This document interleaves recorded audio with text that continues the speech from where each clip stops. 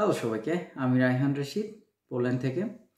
আসলে আমি যে বিষয়টি নিয়ে কথা বলতে চাচ্ছি, সে বিষয়টা হলো যে আমরা প্রায় সময় বলে থাকি যে কোনো কাজ ছোট না, কাজটা ছোট করে দেখা উচিত না, প্রত্যেকটা কাজকে সম্মান করা উচিত। কিন্তু আসলে কি আমরা অ্যাজ আ বাঙালি আমরা কি কাজকে সম্মান করি যথাযথভাবে, বা কাজকে মূল্যায়ন করি?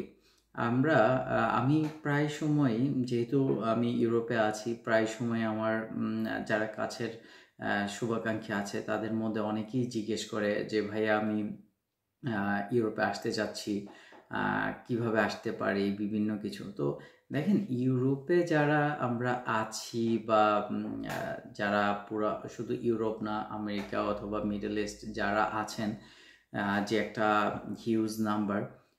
তারপর দেখেন ২০ কোটি মানুষের একটা দেশ, সেখানে যে ২০ কোটি মানুষের মধ্যে 30-40% মানুষই যে বিদেশে থাকতে পারবে এমন কোনো সুযোগ নেই। হ্যাঁ, এটা সম্ভব না। তো একটা খুবই একটা বড় নাম্বার অফ মানুষের হিসেব করলে এটা কিন্তু খুবই সামান্য একটা নাম্বার, যে আপনার ১০ একটা মানুষ, ১ কোটি মানুষ ওভারঅল থাকতেছে, এটা কিন্তু হিউজ না। হ্যাঁ, তো তাহলে কিন্তু বাংলাদেশের সব মানুষই যে বিদেশে আসতে পারবে বা আসবে, বা তারা এখানেই ভালো করবে, বিষয়টা এমন না। তো আসলে বিষয়টা হলো কি, যে আমাদের যে মূল যে গোলটা থাকা উচিত, আমরা যেখানেই থাকি, সেটা বাংলাদেশে হোক অথবা পৃথিবীর যে প্রান্তিক হোক, মূল ব্যাপারটা হলো যে আমাকে যেখানে থেকে কাজ করতে হবে। হ্যাঁ, কাজ করার তো আসলে বিকল্প নেই। বিদেশে আপনারা দেশে বসে শুনতেছেন যে আমরা বিদেশে বসে প্রায় 1 থেকে 2 লাখ টাকা ইনকাম করতেছি, আমাদের অনেক বেশি অপরচুনিটি এখানে, সুযোগ সুবিধা থেকে। হ্যাঁ, এটা সত্যি কথা। এখানে খুব সামান্য কাজ করলে, আপনার সামান্য বললে যে ছোটোখাটো কাজ করলে, যেমন আপনার ডিশ ক্লিনিং, বা শেফ, বা শেফ অ্যাসিস্ট্যান্ট, বা আপনার যে প্রোডাকশনের যে চেইনের যে বিভিন্ন কাজ, লজিস্টিক কোম্পানিতে কাজ, এরকম ছোট ছোট ওয়ার্ড জব করলেও মাসে 2 লাখ টাকা আর্ন করা যায়, এটা সত্যি কথা। কিন্তু আসলে যে আপনি ভাবতেছেন যে আর্ন করা যায়, এটা সত্যি কথা, কিন্তু আমাদের এখানে ওয়ে অফ লিভিং কস্ট এবং আদার সব কিছু মিলে আপনার কি মনে হয় যে আমরা কি আসলে খুব সহজেই টাকাটা আর্ন করে ফেলতেছি? প্রত্যেকটা মানুষ, ঠিক আছে, এখানে 10 থেকে 12 ঘন্টা কাজ করতে হচ্ছে প্রতিদিন। আমরা উইকেন্ডগুলোকে খুব ভালোভাবে উপভোগ করার সুযোগ নেই, কারণ ওয়ার্ক জবগুলোর মূলত কাজগুলো থাকেই উইকেন্ডে। তো এখন দেখা গেছে কি, যারা আসলে ইয়াং অবস্থাতে বিদেশে আছি, আমরা কিছুটা সেভিংস করতে পারলো, যখন ফ্যামিলি নিয়ে এখানে আসার পরে, তারপরে আমরা কি আসলেই কি খুব ভালো আছি কিনা, সেটা কিন্তু একটা কোশ্চেন থেকে যায়। কিন্তু দেখেন, আমরা এই যে ওয়ার্ড জবগুলো করতেছি এখানে আসার পরে, বা করতেছি, সেই সেম কাজগুলোই যদি আমরা একটা বাংলাদেশে বা একটা উদ্যোক্তা হয়ে, বা আমরা নিজেদের মতো করে করার চেষ্টা করি, তাহলে কিন্তু আমাদের বেটার করার অপরচুনিটি আছে। হ্যাঁ, যেমন ধরেন, আমি যদি একটা কথা সাপোজ, যদি পোল্যান্ডে একটা ছোট্ট একটা প্রতিষ্ঠান খুলতে চাই, যে একটা ছোট একটা দোকান অথবা ছোট একটা রেস্টুরেন্ট খুলতে চাই, সেই জন্য আমাকে প্রথমে একটা কোম্পানি খুলতে হবে, এটা বাধ্যতামূলক। তো কোম্পানিটা খোলার সাথে সাথে আমি একটা সিঙ্গেল জলতি আর্ন করি বা না করি, একটা সিঙ্গেল রেভিনিউ আর্ন করি আর না করি, সেখানে কিন্তু আমাকে প্রত্যেক মাসে, ধরেন এটা পোল্যান্ডের হিসাব করলে ধরেন আমার প্রায় 50 থেকে 60 হাজার টাকার মতো একটা টাকা, বাংলাদেশি টাকা, এটা আমাকে সোশ্যাল সিকিউরিটি পারপাস আমাকে দিতে হচ্ছে। তারপরে আমি একটা কাজের জন্য একটা লোক নিতে হলে আমাকে তার জন্য সেম সোশ্যাল সিকিউরিটি মাইন্ডটা দিতে হচ্ছে, এবং আমার কোম্পানির রেভিনিউ করুক আর না করুক, আমাকে কিন্তু এই টাকাটা দিতেই হবে।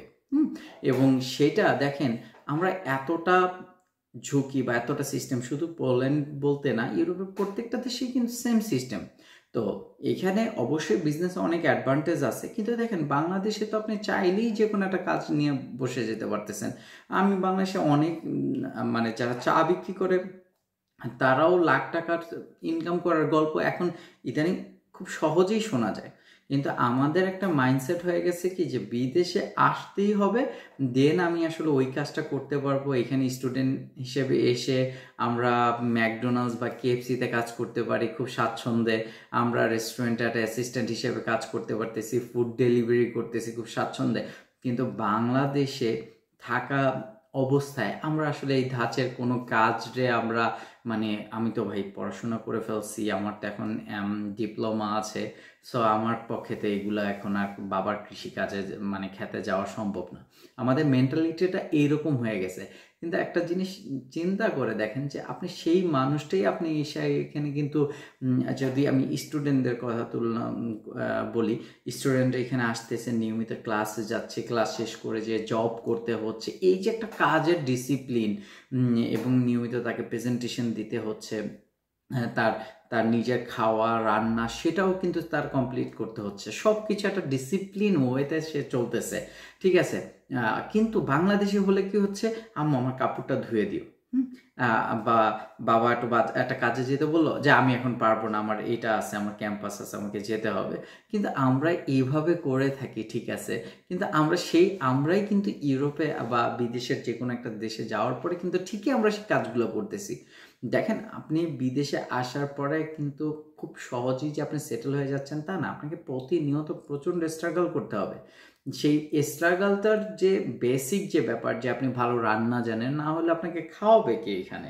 তো এই যে রান্নার কাজটা আপনি মাকে সাহায্য করলে কিন্তু বাংলাদেশে বসে আপনার বিদেশে এসে কিন্তু এই যে ঝামেলাগুলো আপনাকে পোহাইতে হচ্ছে না। হ্যাঁ, আপনি নিজের লন্ড্রিটা করা শিখলেন, আপনি রান্না বান্না পারতেছেন, আপনি একটা ছোটোখাটো ড্রাইভিং জানেন, আপনি আরও আনুষঙ্গিক যে হাউস হোল্ড কাজগুলো আছে সেগুলোকে আপনি সুন্দরভাবে করতে পারতেছেন।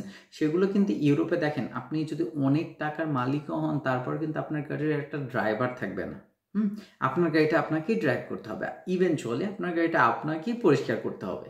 তো দেখেন, তো এখন বিষয় হচ্ছে বাংলাদেশে আমরা আসলেই কাজ করার অনেক সময় অপরচুনিটি পাই না, কিন্তু এরকম ছোট ছোট অনেক কাজ আছে যেগুলোকে যতদিন পর্যন্ত আমরা দেশের মাটিতে আছি বা দেশে থাকা অবস্থায় আমরা কিন্তু এই কাজগুলোকে বিভিন্নভাবে উদ্যোগ নিয়ে আমরা কিন্তু করতে পারি। আমরা প্র্যাকটিসে যারা ধরেই নিছি যে আমরা বিদেশেই যাব, তাহলে তার আগে থেকে যখন আমরা গ্রো করতেছি সেভাবে একটা প্রিপারেশন নিতেই পারি, তাই না?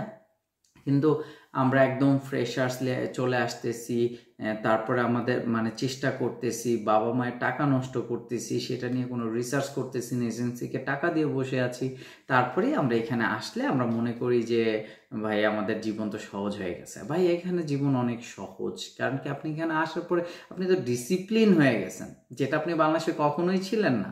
হ্যাঁ, আপনি না চাইতেও আপনাকে সকাল সকাল ঘুম থেকে উঠে আপনাকে কাজে যেতে হবে। হ্যাঁ, কারণ আপনি তো জানেন যে আপনি বসে খাইলে আপনাকে ট্যাক্সের জন্য নেক্সট ডে আপনার কাগজ হবে না, আপনার ডকুমেন্টস হবে না। আপনাকে ভাই আমাদের এই ইউরোপে বা যারা আছি প্রত্যেকটা দেশই যারা কার্ড হোল্ড করতে চায় বা যারা একটা সময় স্বপ্ন দেখে এই দেশে পিআর নিবে, তাদের মিনিমাম একটা রিকোয়ারমেন্ট থাকে। যেমন পোল্যান্ডের মিনিমাম রিকোয়ারমেন্ট হয়েছে 36টা ট্যাক্স দিতে হবে। 36টা ট্যাক্স মানে কি, আপনার 36 মাস কোনো একটা প্রতিষ্ঠানে কাজ করতে হবে, সেই প্রতিষ্ঠান আপনার নামে ট্যাক্স দিবে, সেই ট্যাক্সের টাকাটা আপনার নামে জমা হবে। তাহলে হলো কি যে আপনি 36টা ট্যাক্স দেওয়ার পরে কিন্তু করতে পারতেছেন। আপনি আপনার ওয়াইফকে আনতে চাচ্ছেন, তা আপনাকে মিনিমাম 24টা ট্যাক্সের মতো দিতে হবে। মানে যে কোনো একটা প্রতিষ্ঠানে ওয়ার্ক পারমিটে আসলে আপনাকে 24 মাস অপেক্ষা করতে হবে। হ্যাঁ, আরও অনেক ফ্যাসিলিটিস আছে, অনেক আছে, বাট এগুলো খুবই বেসিক। তাই এখন দেখেন, এই যে 24 মাস আপনাকে টানা কাজ করতে হচ্ছে, তার মানে আপনাকে সেই রুটিনে আসতে হচ্ছে। কিন্তু আসলে আমরা যখন বাংলাদেশে থাকতেছি বা নিজের দেশে আসি, নিজের কমফোর্ট জোনে আসি, তখন কিন্তু আমরা মানে আমরা যে ঠিক আছে, আমি যে 10 থেকে 12 লাখ টাকা খরচ করে আমি ইউরোপের জন্য প্রিপারেশন নিচ্ছি, ইভেনচুয়ালিতে এখন তো 15-16 লাখ টাকারও গল্প আমি অনেকের কাছ থেকে শুনি। হ্যাঁ, এই যে আমরা যে এরকম টার্গেটগুলো করতেছি, তার মানে আমাদের ফ্যামিলিগুলো অ্যাটলিস্ট আমাদেরকে মনে করেন এই যে অ্যামাউন্টটা পুরোটা না হোক, মানে মিনিমাম 50% তো তারা আমাদেরকে অ্যাফোর্ড করতেছে, রাইট?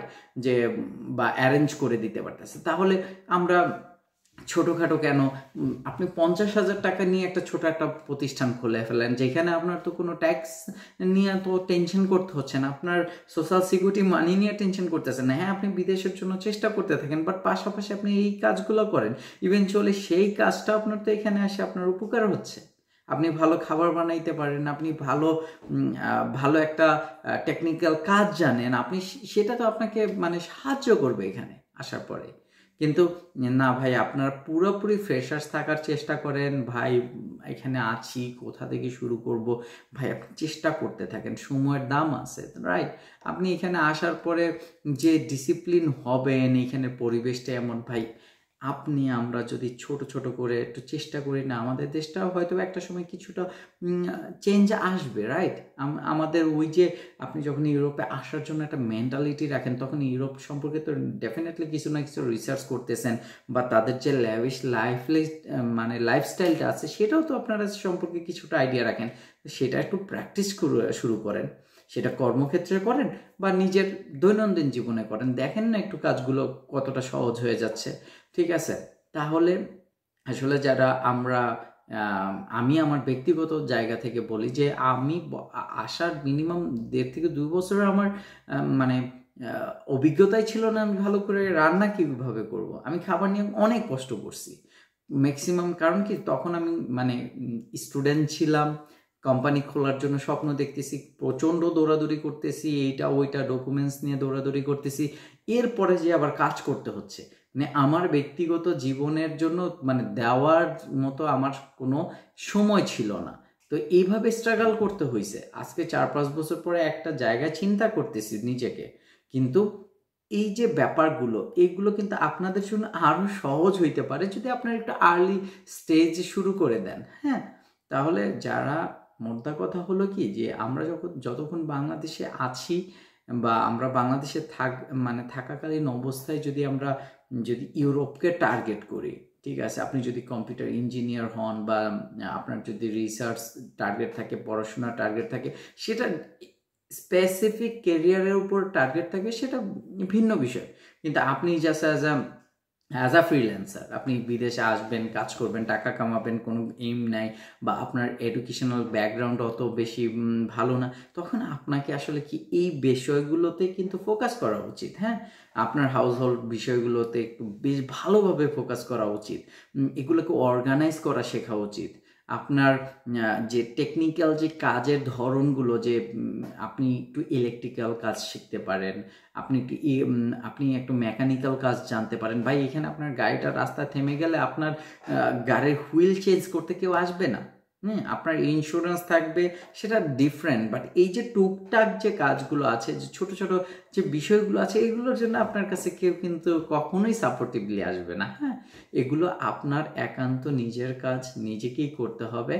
তো আপনাদের কাছে সবসময় একটা অনুরোধ থাকবে যে বিদেশে আসেন বা দেশে আসেন, যে ছোট ছোট কাজগুলোকে আমরা যেগুলোকে অ্যাভয়েড করি, বা আসলে আমরা একটু নিজেকে অতিরিক্ত শিক্ষিত বা মডার্ন মনে করে এই কাজগুলোকে করি না, ভাই এগুলোকে একটু সময় দেন।